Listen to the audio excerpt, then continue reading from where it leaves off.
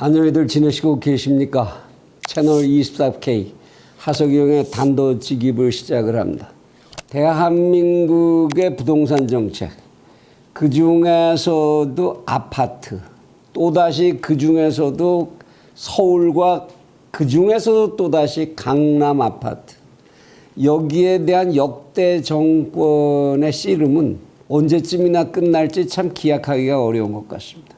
대한민국의 부동산 정책이 왜 이렇게 정권이 바뀌어도 계속적으로 제대로 된 해법을 찾지 못하고 헤매는지 오늘 그 문제를 좀 짚어봐야 하겠습니다. 대한민국의 경제 성장이 한강의 기적을 만들어내고 난 뒤에 고도로 높아진 소득과 그 소득의 결과로 얻어진 주거생활의 변화, 이것이 우리에게 굉장히 많은 생활의 변화, 문화적 생활의 변화, 경제적 생활의 변화, 결국은 정치적 생활의 변화까지 가져온 게 사실입니다. 그 과정에서 등장하게 된 것이 아파트라고 하는 참 특이한, 이전에 우리 민족이 경험하지 못했던 주거 문화인데요. 땅은 좁고 주택에 대한 수요는 많고, 그러다 보니까 땅값은 올라가고 그 위에 짓는 주택의 가격도 올라갈 수밖에 없고, 거기서 등장한 주거 형태가 닭장을 방불케 하는 아파트라는 특수한 주거 시설입니다.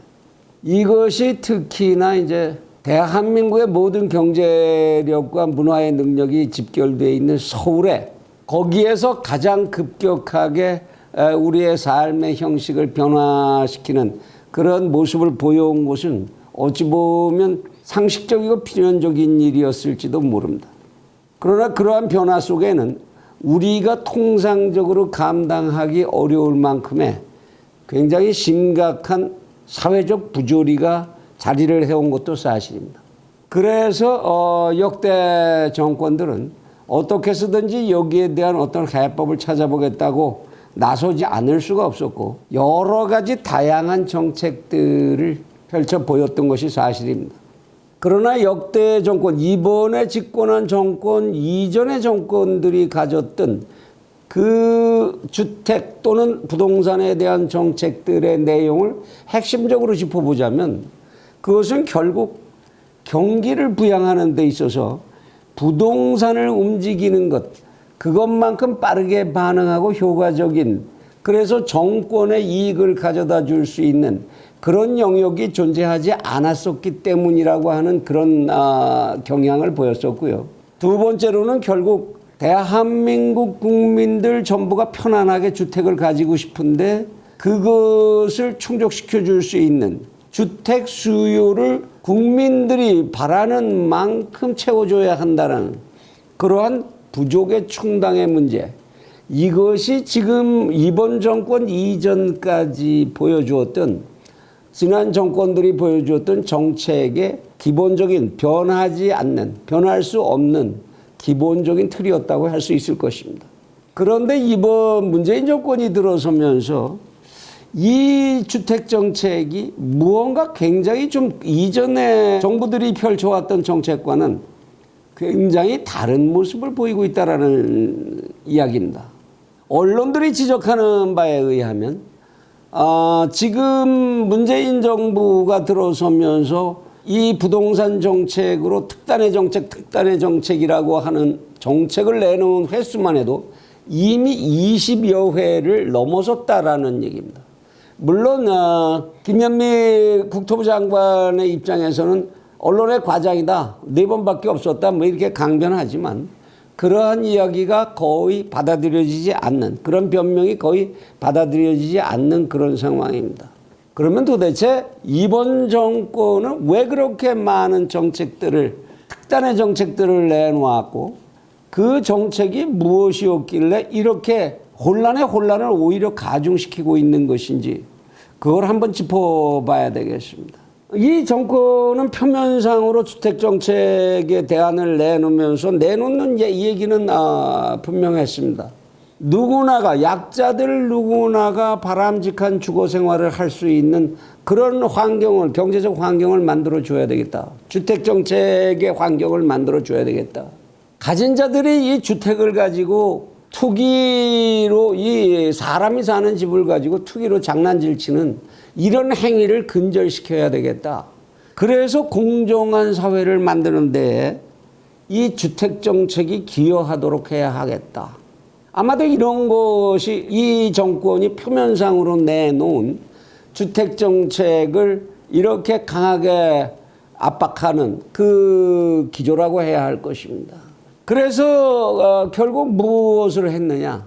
결국 한 게 사람 사는 집을 가지고 불을 증식시키고 이러는 거 막아야 되니까 보유세를 강화해야 하고 이것을 또 팔아서 차익을 실현시키는 이것을 또 막아야 되니까 양도세를 또 중과를 하는 제도를 만들어야 하고 게다가 거기서 한 발 더 나가서 이러한 주택을 투기자산으로 취득하는 행위 자체를 막아야 되니까 은행이 부동산 취득자산을 융자해주는 행위까지 대출을 규제하는 제도까지를 강화하게 됐던 거지요.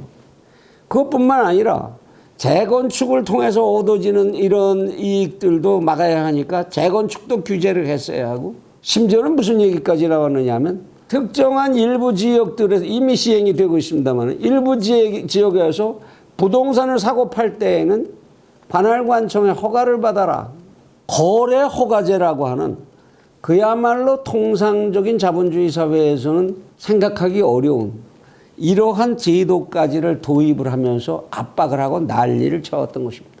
그런데 이런 제도들이 왜 잘 안 되고 있느냐?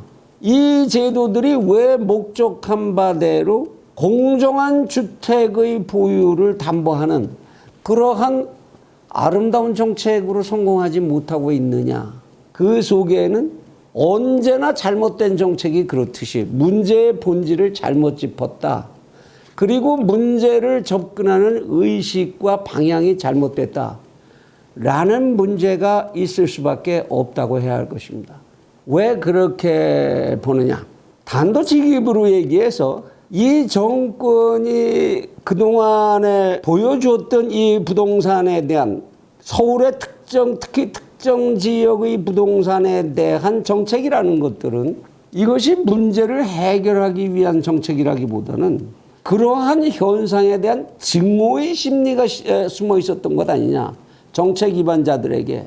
강남에 배부르게 사는 계층들, 그들이 부동산을 통해서 얻는 이익, 그들이 상위소득, 대한민국의 상위소득을 가진 지배계층으로 지속되는 현상, 이런 것에 대한 증오의 관념을 가지고 이 문제를 풀려고 하다가 보니까 강제와 압박, 이것으로 정책이 일관하게 됐던 것이 아니냐.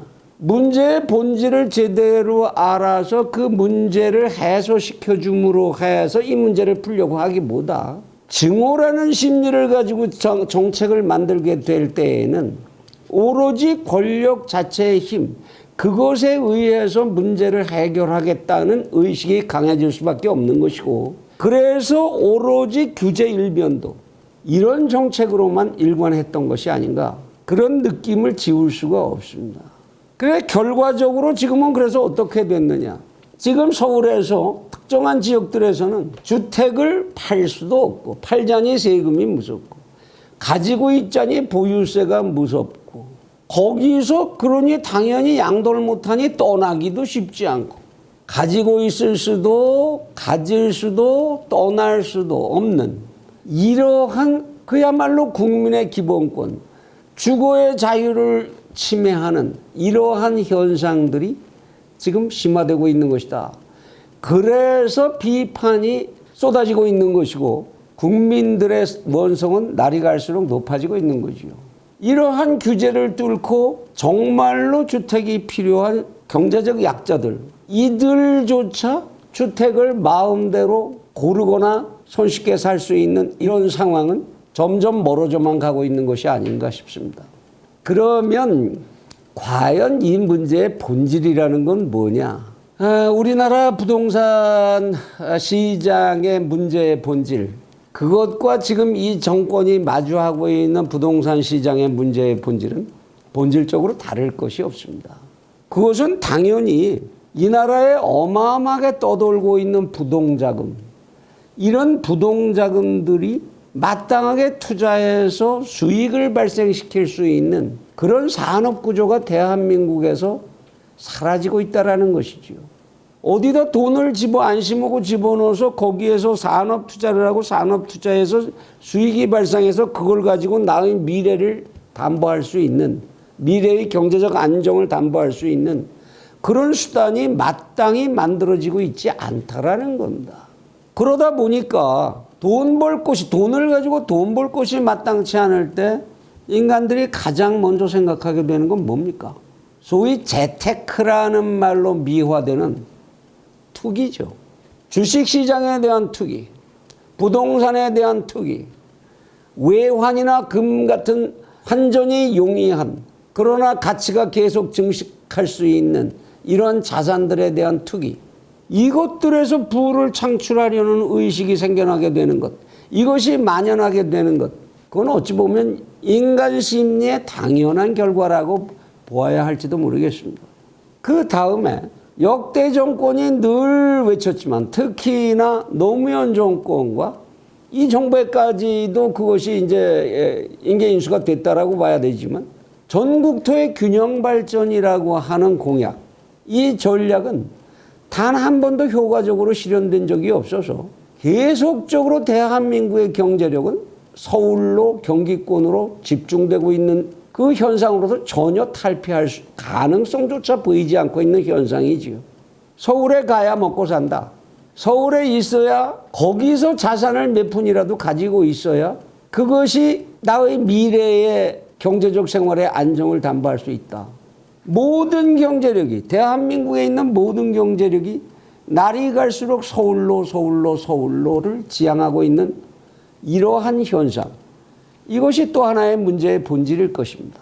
뿐만 아니라 노무현 정부에서 지방경제를 활성화시키겠다, 균등발전을 시키겠다 해서 각 지역의 혁신도시 같은 지역 개발 사업들을 추진하면서 그 당시에 80조 원을 풀었었죠.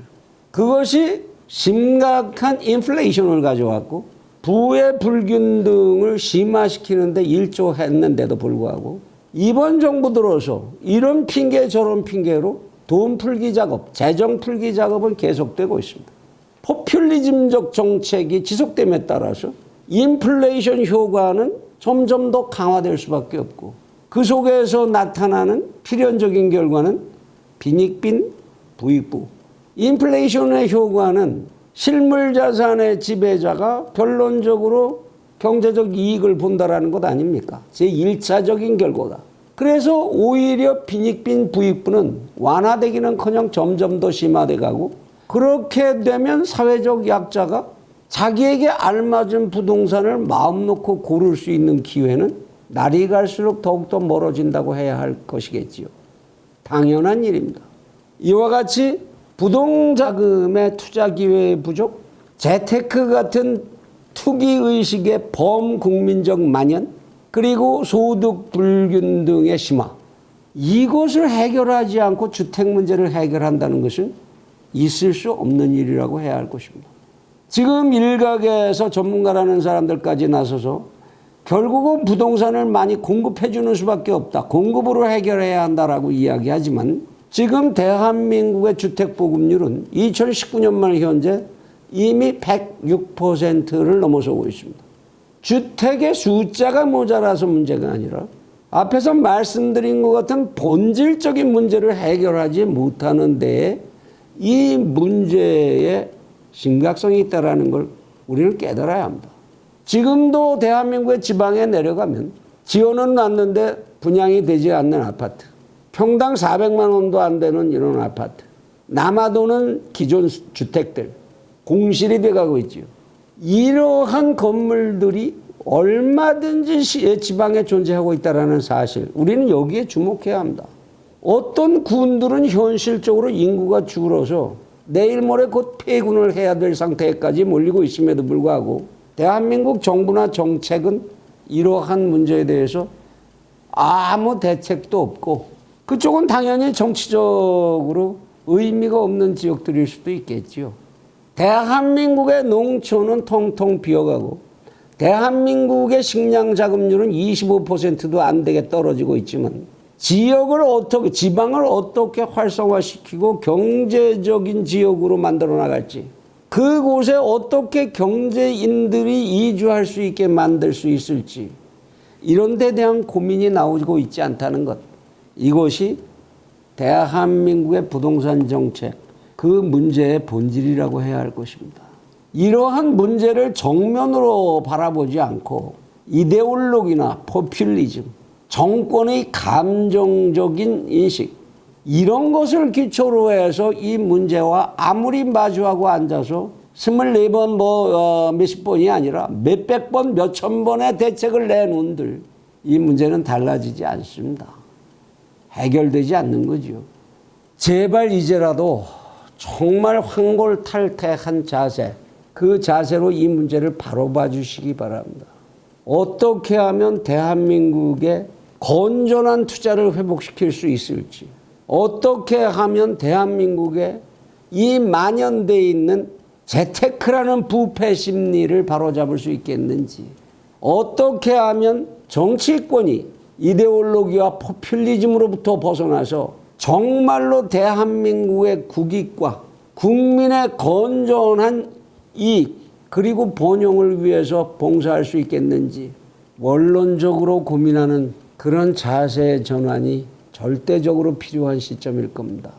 장담하거니와 지금 정권과 같은 이러한 헛발질을 계속하고 이러한 프레임에서 벗어나지 못하는 한 대한민국은 공정해지지 않을 것입니다.